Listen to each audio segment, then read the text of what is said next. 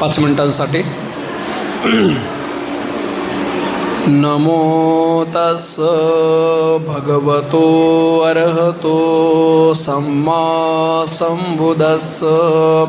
नमो तस्स भगवतो अरहतो सम्मा संबुद्धस्स. नमो तस्स भगवतो अरहतो सम्मा संबुद्धस्स. इति पिसो भगवा अरहं सम्मा संबुद्धो विद्याचरण संपन्नो सुगतो लोकविदो अनुत्तरो पुरीसधम्मसारथि सत्ता देवमनुसानं बुद्धो भगवति. बुद्धं जीवित पर्यन्तं शरणं गच्छामि.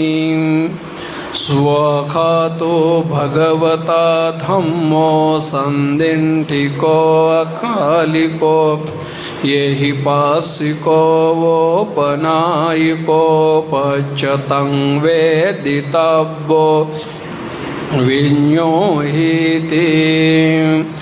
सुपटिपन्नो भगवतो सावकसंगो उजुपटिपन्नो भगवतो न्यायपटिपन्नो भगवतो सावकसंगो सामीचिपटिपन्नो भगवतो सावकसंगो. यदिदं चत्तारि पुरुषयुगानि अठं पुरीन्सपुगला एष भगवतो सावकसंगो. आहुणीयो पाहुणीयो खिनीयो अंजलिकरणीयो पुयं खेतं लोकसति. साधु साधु साधु.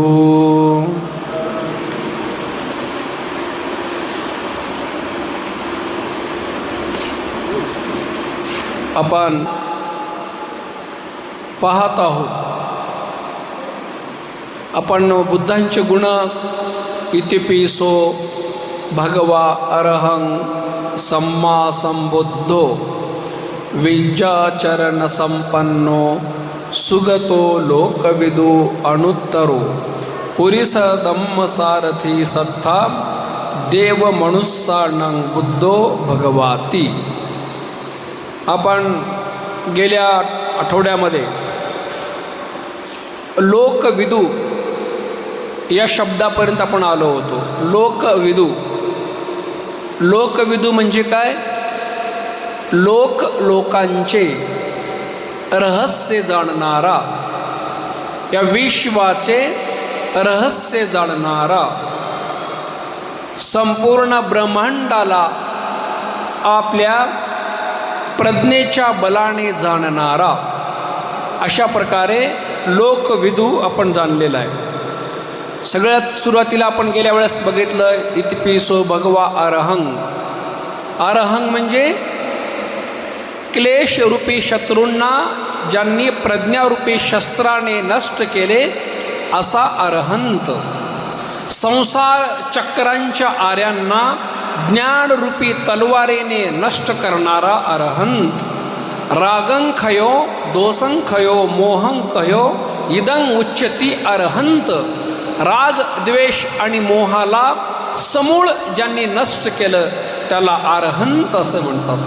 त्या अरहंताला या विश्वामध्ये सर्वश्रेष्ठ चिवरदान, औषधींचं दान, शयनासन दान, या सगळ्या गोष्टींचं दान दिलेलं अतिशय महापुण्यशाली असतं. तथागतांच्या जन्माला आल्यानंतर या विश्वात त्यांच्यासारखा दुसरा पूजनीय व्यक्ती कोणीच नसतो. कुणासारखा? शास्त्यांसारखा पूजनीय व्यक्ती कोणीच नसतो असे अरहंत है ना. बिंबिसार राजाने प्रसेनजिताने सुद्धा भगवंताची सेवा केली, त्यांची पूजा केली. भगवान बुद्धांच्या नंतर राजा सम्राट अशोकाने सुद्धा भगवान बुद्धांच्या गौरवार्थ 84,000 महाविहारांचं दान केलं. ते अरहंताला दान केलेलं आहे. अशा प्रकारे आपण अरहंताचे गुण बघितले. सम्यक संबुद्ध इतिपिसो भगवा अरहं सम्मा संबुद्धो. सम्यक संबुद्ध स्वतःच्या आचरणाने, स्वतःच्या परिश्रमाने, स्वतःच्या पारमितेंच्या बलाने सर्वज्ञता प्राप्त करणारा हा सम्यक संबुद्ध असतो. बुद्धांचा धम्म ऐकून आपण अरहंत होऊ शकतो. त्याला श्रावक बुद्ध म्हटलंय. अरहंताला काय म्हटलेलं आहे? श्रावक बुद्ध म्हटलेलं आहे. आणि प्रत्येक बुद्ध एक आहेत. प्रत्येक बुद्ध हे स्वतः ज्ञान मिळवतात, परंतु ते इतरांना ज्ञान सांगू शकत नाही. आणि सम्यक संबुद्ध स्वतःच्या बलाने ज्ञान प्राप्त करून आपल्या स्वतः सकट लाखो कोटी कोटी जीवांना विमुक्त करणारा सम्यक संबुद्ध आपण त्यावेळेस बघितलेलं आहे ना. अशा प्रकारे सम्यक संबुद्धाला कमीत कमी 4 असंख्य 1,00,000 कल्पाची पारमिता पूर्ण करावी लागते. कमीत कमी सम्यक संबुद्धाला 4 असंख्य 1,00,000 कल्प. गेल्या वेळेस सांगितलेलं आहे. एक असंख्य किती मोठा असतो? 600 किलोमीटरचा गोदाम बांधायचं, लांबी रुंदी खोली, मोहऱ्या भरा. जेव्हा 100 वर्षाला एक मोहरी बाहेर काढा. जेव्हा गोदाम संपेल तेव्हा एक असंख्य संपतो. असे सम्यक संबुद्धाला किती? 4 असंख्य. कमीत कमी सिद्धार्थ गौतम बुद्धाची पारमिता किती होती? 4 असंख्य 1,00,000 कल्पाची आहे ना. अशा प्रकारे कोणत्याही बुद्धाला सम्यक संबोधी प्राप्त करण्यासाठी 30 पारमिता पूर्ण कराव्या लागतात. त्याच पारमिता असतात. त्याला 3 भागामध्ये विभागलेला आहे. पारमिता, उपपारमिता, परमार्थ पारमिता. पारमिता म्हणजे शरीराचा एखादा भाग दान देणे. उपपारमिता म्हणजे बाहेरच्या वस्तूंचं दान करणे. आणि परमार्थ पारमिता म्हणजे आपल्या प्राणांचा त्याग करणे. तेच कोणत्याही बुद्ध बनणाऱ्या व्यक्तीला अनिवार्य आहे. आपल्याला ते अनिवार्य नाही. ज्याला अरहंत बनायचं आहे, अरहंताला हे अनिवार्य नाही. त्याला फक्त पारमिता पूर्ण करायच्यात. 10 पारमिता. सम्यक संबुद्धाला 30 पारमिता पूर्ण कराव्या लागतात. असा सम्यक संबुद्ध 4 आर्य सत्यांचा शोध लावतो. आर्य सत्य म्हणजे काय? आर्य सत्य म्हणजे या विश्वाचं यथार्थ सत्य जे कधीच बदलत नाही. बुद्धाने सांगितलेलं आहे. आणि केवळ त्यांना ते वरवर प्राप्त झालं नाही, ते स्वतःच्या शरीरामध्ये, स्वतःच्या चित्तामध्ये त्याची अनुभूती त्यांनी केली. कोणी? भगवान बुद्धांनी 4 आर्य सत्यांची. त्याला आपण विस्ताराने पुढे भविष्यामध्ये जास्त चांगल्या प्रमाणात जाणून घेणार आहोत. त्या 4 आर्य सत्यांचा शोध लावला बुद्धाने की बाबांनो, हे दुःख आहे. दुःख आहे तर दुःखाला कारण कोणतं आहे? नंबर 2, जर कारण असेल तर त्या कारणाला नष्ट करता येऊ शकतं. मग नष्ट करण्याचा मार्ग अरियो अठंगिको मग्गो. बघा, बुद्धाने आर्य सत्यांचा शोध लावला आपल्या ज्ञानबळाने, म्हणून ते सम्यक संबुद्ध झाले. जगाला दुःख आहे, हे दुःखाला कारण आहे. जगाला दुःख आहे, दुःखाला कारण आहे. आपल्याला दुःख येते का कधी कधी? दुःख येतात ना तुम्हाला? का सुखी हो सगळे? सगळे सुखी हो. एक सुख प्राप्त झालं की हे चित्त काहीतरी दुसरं काढतंय, आता हे प्राप्त झालं पाहिजे. ते मिळालं, तिसरं प्राप्त झालं पाहिजे. हे बिनबुडाची बादली आहे. हे दुःख जी आहे ना, ही बिनबुडाची बादली आहे, कारण त्याच्यासोबत तृष्णा जुळालेली आहे. मला एका बाईने हातवरी करून सांगा बरं, म्हणतेजी आत्ता माझं सगळं चांगलं झालं, आता मला दुःखच नाही. आपण म्हातारे होलो हेच दुःख आहे की आपल्यासाठी? आता सगळं काही मिळालं, लेकर बाळ कामाला लागले, घरदार झाले, सुना आल्या, चटणी भाकर सुखाचा, पण निसर्ग सुखाचे खाऊ दे ना आता तुम्हाला. तुम्ही चालले पुढं 50, 55, 60, 70 कडे चालले, किती मोठं दुःख आहे ते. मग मरणार, काही दिवसाला मरणार, हे सुख आहे काही? म्हणजे तारुण्यामध्ये इच्छित वस्तूंची कामना करताना त्यासाठी प्रयत्न रत राहणे तारुण्यामध्ये. बघा ना किती निसर्ग आपल्याला सजा देते, पण आपल्याला त्याला सुख वाटते. तारुण्यामध्ये भौतिक सुख घेऊ शकतो माणूस तारुण्यात, पण भौतिक सुख घेण्यापेक्षा तो पारिवारिक प्रपंचासाठी, लेकरांसाठी, बाळांसाठी, घरासाठी, दारासाठी, गाडीसाठी, बंगल्यासाठी, प्रतिष्ठेसाठी माणूस झटता झटता 25ला लग्न झालं की 50पर्यंत थोडा सेटल व्हायला बघते. तोपर्यंत शुगर व्हायला सुरू होते, BP व्हायला सुरू होते, हे रोग सुरू, ते रोग सुरू. 55चं 60 झालं की आता निवांत झालो म्हणते. मग आता सुख भोगता येते का? मग कुठं सुख आहे? सुखच नाही ना. हे बुद्धांनी आर्य सत्याचा शोध लावला. बुद्ध म्हणाले की बाबांनो, जे तुम्ही त्याला सुख समजता, आता जे लोक आता कोणी म्हणाले एखादा मला सगळं चांगलं झालं, घरदार, लेकरं बाळ, लेकराला नोकऱ्या, म्हणजे सुख आहे असं नाही. ते वाटते आपल्याला ते सुख आहे म्हणून. काही ना काही आपण मन काढत राहते. शेवटी बुद्ध म्हणले, हे संखितेन पंच उपादान खंदावि दुःखा. पृथ्वीचा एक क्षत्रिय सम्राट जरी असला, बघा सम्राट राजा अशोक म्हातारा झाला, सगळं राज्य जवळचं घेतलं बाकीच्या लोकांनी, जे कोणी असतील नातवांनी म्हणा, मुलांनी, तर त्याला एक अर्धा आवळा दिला डॉक्टरने राजा अशोकाला. तर त्या अर्ध्या आवळ्याला बघत बसला, रडू लागला राजा अशोक.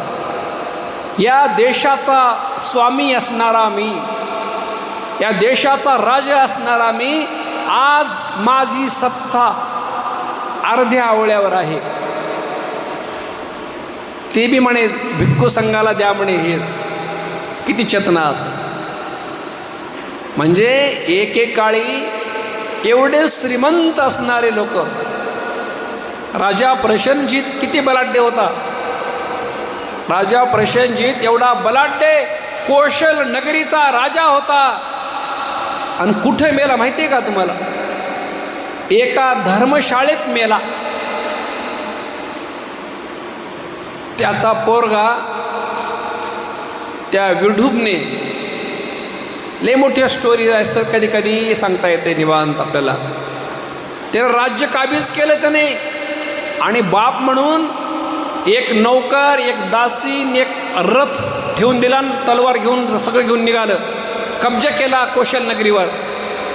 आणि मग प्रसेनजीत राजा घाबरला, आता पोरग मारताय वापस गेलं तर.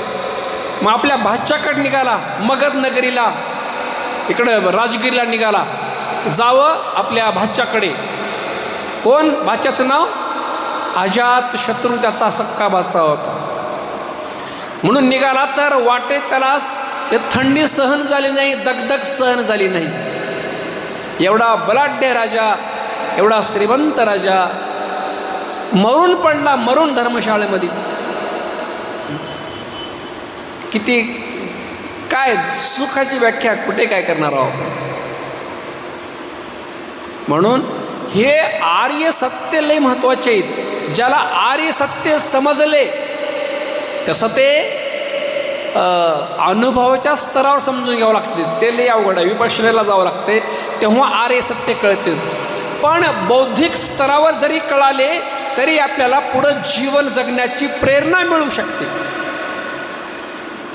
नसता काही लोक म्हणतात बुद्धाचा धम्म निराशवादी आहे. का बरं? बुद्ध सगळं दुःख दुःख दुःख सांगत बसतो म्हणतात.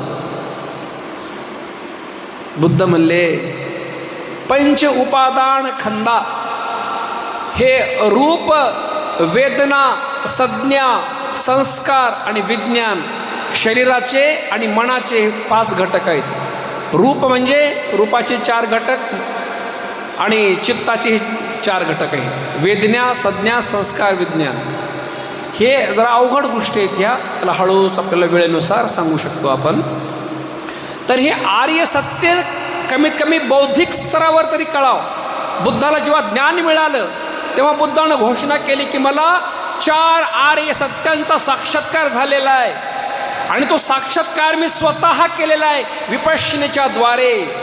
बुद्ध म्हणाले. आपल्याला काय वाटतंय? दुःख म्हटलं ना आपण सगळे मरणार. म्हणलो का मी आता मरणार का आपण सगळेच? आपल्याला मला सोडून सगळे मरणार असं वाटते का?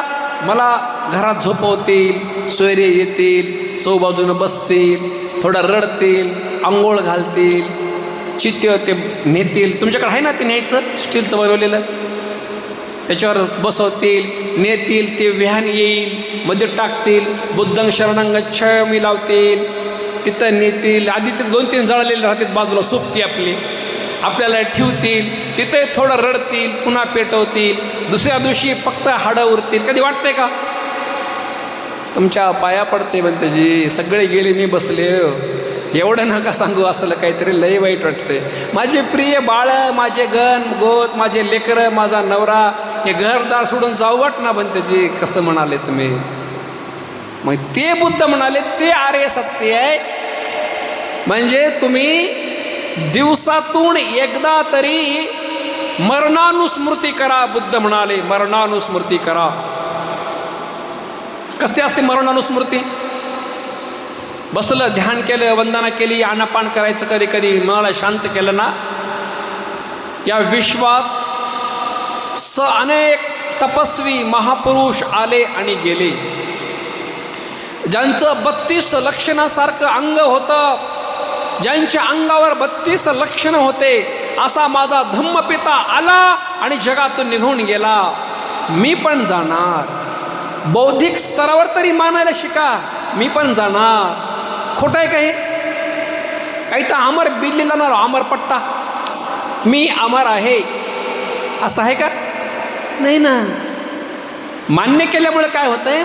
तेवढा मधला अहंकार जरा दबते थोडासा. कुठं आहे की अहंकार?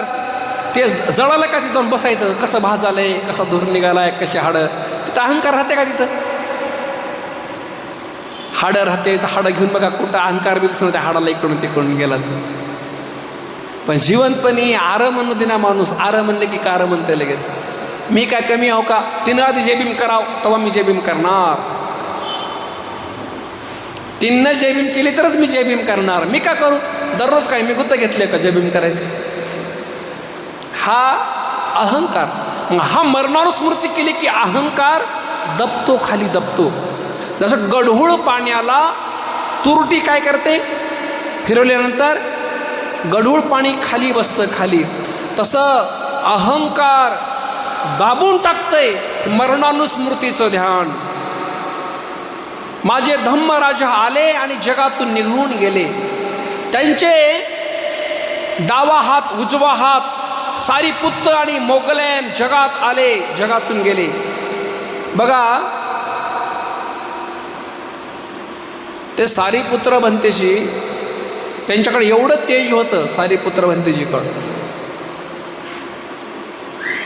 समजा हा कल्प म्हटलेला आहे, कल्पभर हा कल्प जो आपला चालू आहे, हा कल्प, हा काळ, हा कल्पभर जरी पाऊस पडत राहिलं, पाऊस, कल्प म्हणजे किती मोठा, लांबी रुंदी खोली 7 किलोमीटर, 7 किलोमीटर लांबी रुंदी खोली, गोदाम बांधा, मोहऱ्या भरा, 100 वर्षाला एक मोहरी बाहेर काढा.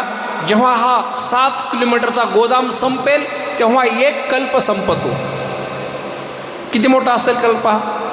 बुद्ध म्हणाले हा एक कल्प निरंतरतेने पाऊस जरी पडत राहिला, पाऊस, तरी त्या पावसाचा प्रत्येक थेंब मोजण्याचं सामर्थ्य सारीपुत्राकडे होतं. मग बुद्धाकडे काय किती असेल? त्यांचा शिष्य तेवढा पॉवरफुल असला तर एवढे कल्प, हा कल्प निरंतरतेनं न थांबता पाऊस जरी पडला साऱ्या पृथ्वी तलावर, तरी प्रत्येक एका थेंबाला मोजण्याचं, कितवा थेंब आहे मोजण्याचं सामर्थ्य सारीपुत्रांकडे होतं. तर बुद्धाकडे किती असेल सामर्थ्य? अचिंत्यो कम्म विपाको अचिंत्यो बुद्ध विषयो अचिंत्यो. बुद्धांचा विषय अचिंतनीय आहे.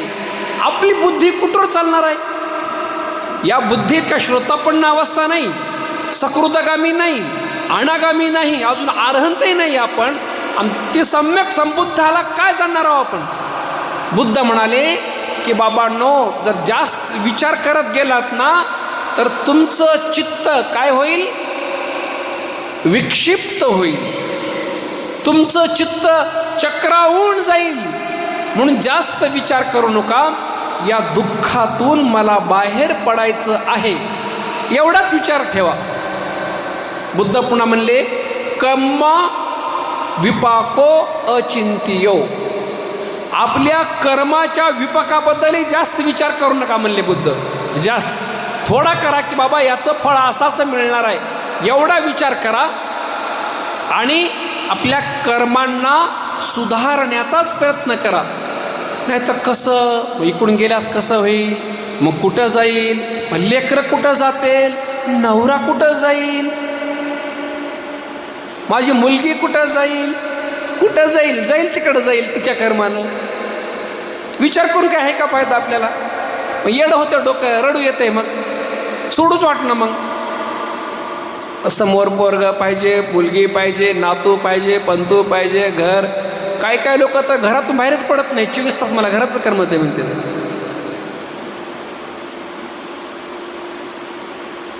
किती दिवस?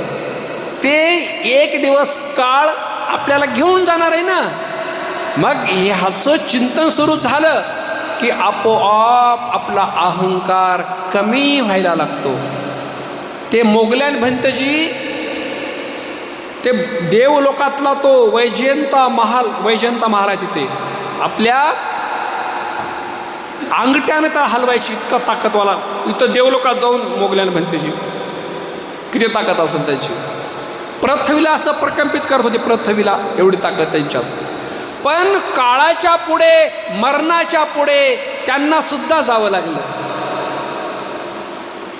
राजा सम्राट अशोक असो, प्रशंजित राजा असो, बिंबिसार राजा असो, चक्रवर्ती राजा असो, एक छत्री सम्राट असो, जगातून त्यांना सुद्धा निघून जावं लागलं. शक्तिशाली माणसं असो, संपत्तीशाली माणसं असो, कोणी असो, या जगातून हजारो हजारो लाखो लोक निघून गेले आहेत, मरणाला प्राप्त झाले आहेत. मी सुद्धा एक दिवस मरणार. आली का तीच गोष्ट फिरून? बघाल, हे ज्यानं चिंतन केले मरणाचं, ज्यानं मरणाचं चिंतन केलं, मरते वेळेस तो घाबरणार नाही. तुम्ही बघा, लय तेज आहे मरते वेळेस. हे ध्यान आल्यानंतर, अच्छा मला मरण येते ना, ठीक आहे, मरणविनियतं मरणविनियतं जीवितं अनियतं मरणं नियतं मरणं नियतं असं म्हणत राहिलं, एक शक्ती मिळते हृदयाला, एक विश्वास मिळतो, सामर्थ्य मिळतं, एक बल मिळतं आणि शांत चित्ताने आपला प्राण त्यागू शकतो आपण. मरणे ही कला आहे गडे. मरणे कला शिका. दुसऱ्या कोणता कला आल्या नाही तरी चालेल, पण मरण्याची कला तुम्हाला आली पाहिजे. त्यासाठी जिवंतपणी त्या मरणानुस्मृतीचा अभ्यास करावा लागेल तुम्हाला. लोक साधं मरण हा शब्द घरात उच्चार देत नाही. तो पोरग म्हणलं, मम्मी मम्मी मरण काय? अरे मरण नाव काढणं बाळा, ते लई वाईट असते मरण म्हणे. माय म्हणते आता कसं शिकावं तुम्हाला? बुद्धांचा धम्म सार त्रिपिटक इथंच सामावलेला आहे. हे जन्म आहे आणि हा मरण आहे, हे तुम्हाला शिकवतो कसं मरायचं. बुद्ध म्हणते हे दुःख आहे, दुःखातून पडायचा हा बाहेर मार्ग आहे, हा मार्गच तुम्हाला शिकवतो. एवढंच बुद्ध भगवंत बोलले. आमची अविद्या आहे, आमचं अज्ञान आहे की आम्हाला ते मरणाचं नाव सुद्धा काढू वाटत नाही. मग हे 4 आर्य सत्यामध्ये बुद्धांनी शिकवलेलं आहे. आता डॉक्टरकडे गेलो आपण, डॉक्टर जी औषध देते आपल्याला खायला प्यायला, ती गोड असते का कडू असते सांगा बरं? का लईच गोड असते का दररोज दिल्यावर? मग लेकरं काय रडते तुमची तर तसे असते तर. पण जी औषधी आहे त्याचा परिणाम कसा येणार आहे?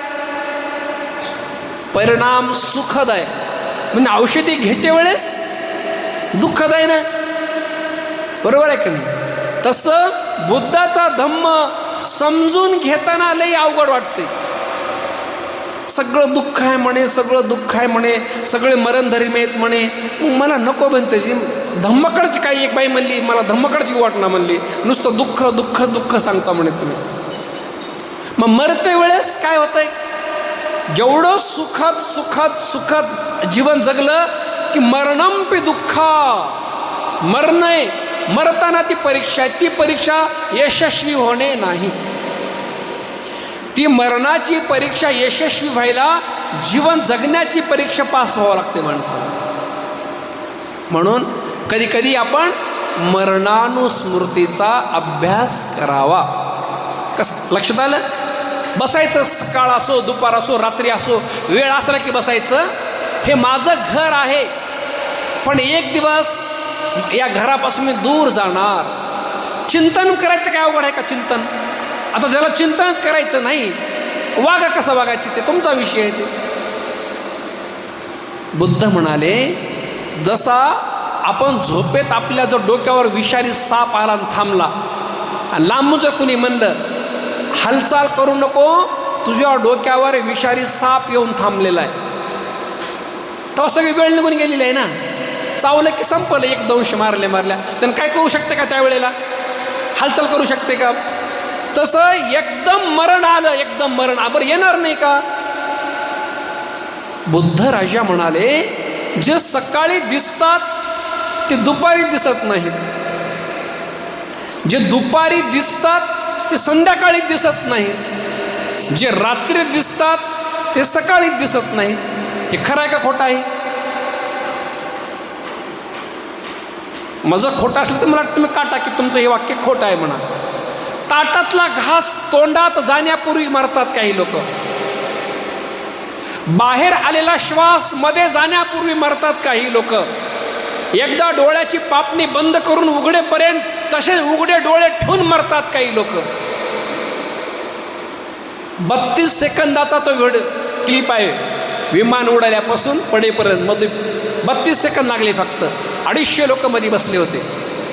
ते सुंदर एकाचे 3 बाळं होते, त्यांनी फोटो काढला. 15 कोटींचं घर घेतलं होतं त्याने लंडनमध्ये.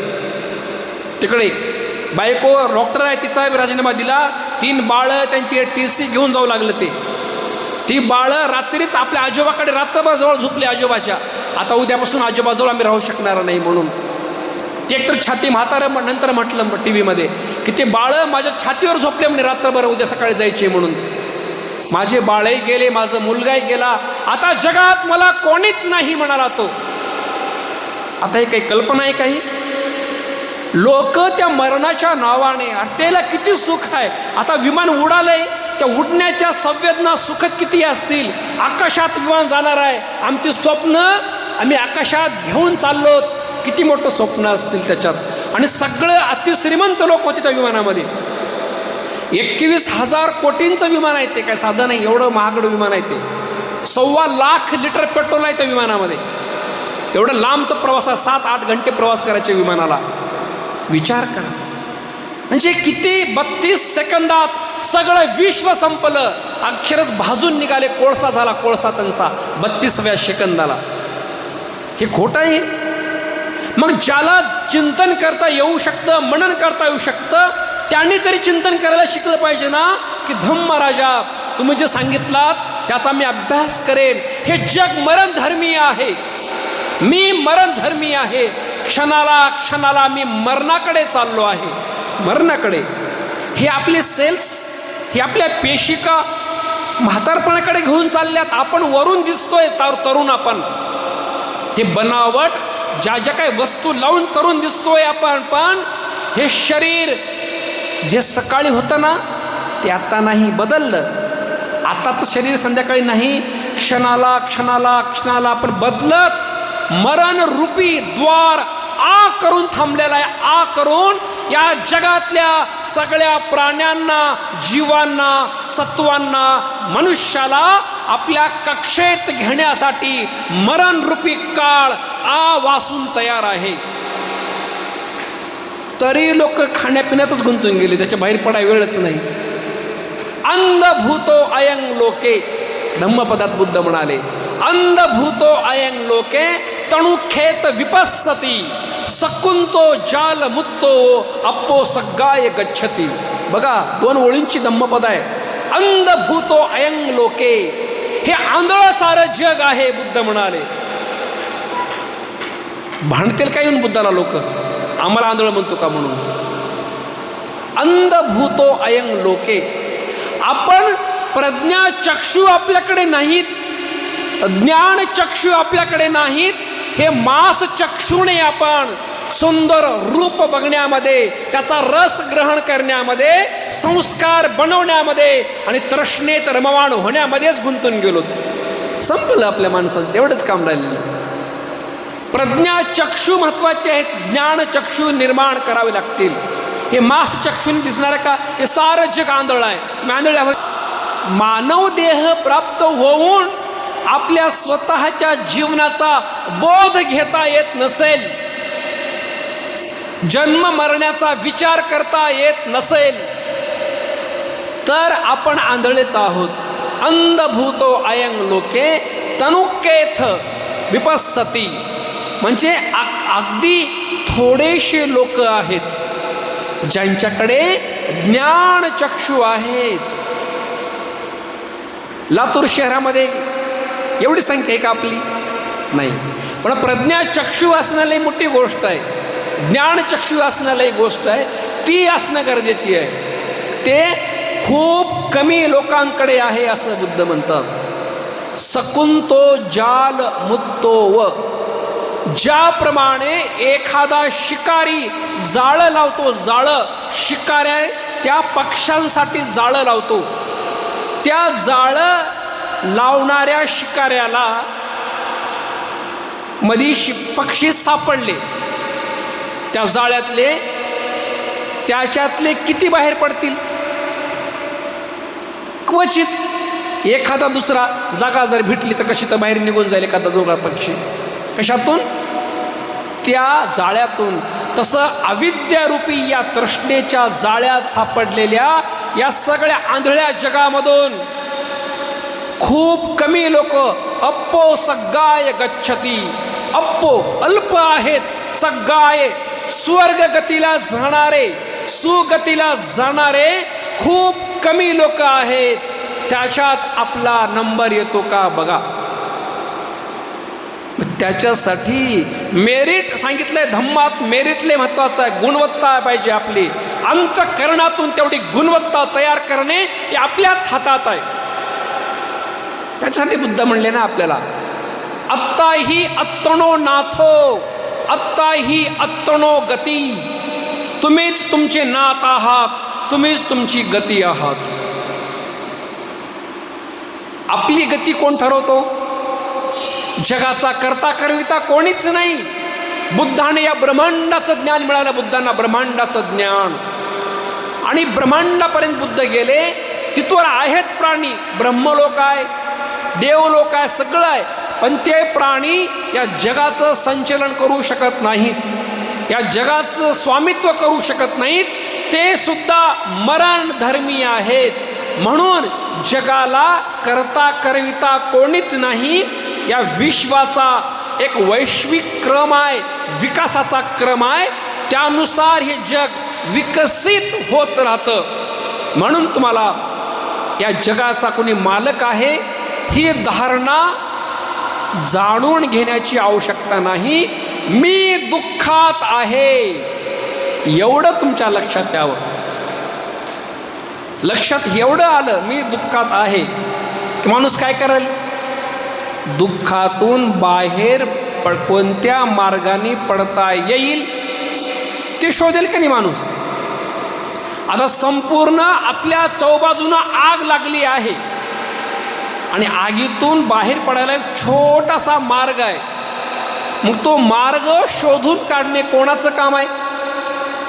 आपलं आहे, बरोबर. चहू बाजूने दलदल आहे. त्या दलदलीत फसलेल्या माणसाला एका बाजूने बाहेर निघण्याचा मार्ग आहे. तो मार्ग कुणी शोधावा? आपण शोधावा. शत्रूंनी वेढलेल्या माणसाने एक अमोक ठिकाणाहून जागा आहे पळून जायची, जर मार्ग कुणी सांगितला तर त्या मार्गाला शोधण्याचं काम कोणी करावं? आपणच. तसं या जगाला कोणी बनवलं, जगाचा करता करविता कोण, हे बघण्यापेक्षा बुद्ध म्हणाले की तुझं दुःख हे आहे, या दुःखातून मला बाहेर पडायचं आहे. कोणतं दुःख आहे आपलं? कोणतं दुःख आहे? हे सगळे दुःख आहे. जाते बी दुःखा, जरा बी दुःखा, व्याधी बी दुःख, मरणं बी दुःखा. जन्माला येणे दुःख आहे. संपलं. आता बोला कसं बनते जी? मग लेकरला जन्माला घालणे का दुःख आहे तर घालू नका. जगाला काय घेणं देणं झालं? तुम्ही नाही घातला तर जग ओस पडणार आहे. आपल्या अविद्या आणि तृष्णेमुळे आपण जन्माला घालतो लेकर. ते लोक म्हणतात मग लेकरं नसल्यास मग आम्हाला कोण पोसाल? चला तुम्हाला पोसतो काळेगावला म्हातारपणापर्यंत चला. काय म्हणणं आहे? लेकरूच पाहिजे तर अनाथले जा, एक बाळ आण, त्याला पोसन, त्याला मोठं करा. की मग जगात कुणालाच लेकर पाहिजे नाही. मनवा आहे ते माझ्या व्यक्तीपासून, माझ्या तृष्णेपासून, माझ्या अविद्येपासून निर्माण झालेलं मला पाहिजे. म्हणून जग दुःखात आहे.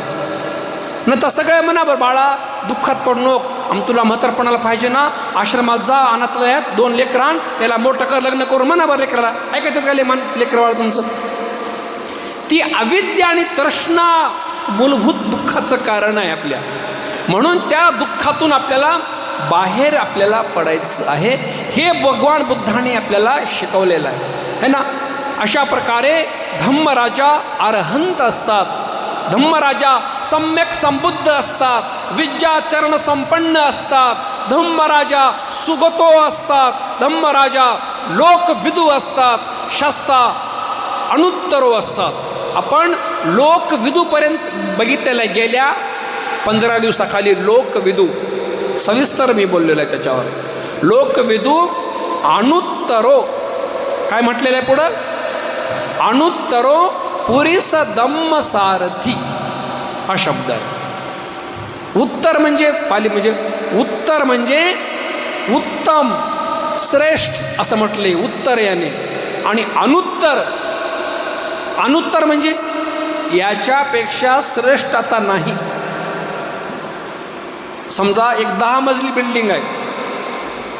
10 मजली बिल्डिंगच्या सगळ्यात वर गेलो तुम्ही टॉपला एकदम, त्याच्यावरी काही आहे का? आता त्याची लिमिट संपली, याच्यावरी आता दुसरा महल नाही. तसं ते अनुत्तर आहे. तसं अनुत्तर म्हणजे श्रेष्ठाहून सर्वश्रेष्ठ कोण? शास्ता. तथागतांसारखे गुण कोणातच नसतात शिवाय दुसऱ्या सम्यक संबुद्धाच्या. एका सम्यक संबुद्धासारखे दुसरे सम्यक संबुद्ध असू शकतात. आपण कितीही मनुष्य दुसरा झाला, पृथ्वी तलावर बुद्धांसारखा महाश्रेष्ठ व्यक्ती कोणीच असू शकत नाही. म्हणून त्यांना अनुत्तरो म्हटलेलं आहे. काय म्हटलंय? अनुत्तर. तुमच्यासारखा आता श्रेष्ठ कोणी नाही.